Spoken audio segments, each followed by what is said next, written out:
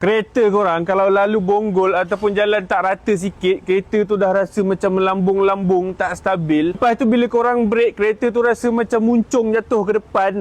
Itu berkemungkinan korang punya absorber ni dah nak jahanam. Ramai orang ingat absorber ni fungsi dia nak bagi kereta jadi lembut je. Sebenarnya bukan. Absorber ni fungsi dia kawal hentakan dan stabilkan bodi kereta masa berjalan. Maksudnya bila kita lalu lubang ataupun bonggol ataupun jalan yang tak rata kan, dia bantu supaya kereta tak melantun lebih-lebih. Kalau absorber dah rosak, antara tanda dia kereta rasa melambung, masa corner rasa lembik, bila brake rasa macam kereta tu menunduk, dan kadang-kadang tayar pun boleh jadi makan tak sekata. Kalau tayar makan tak sekata kan rugi tu.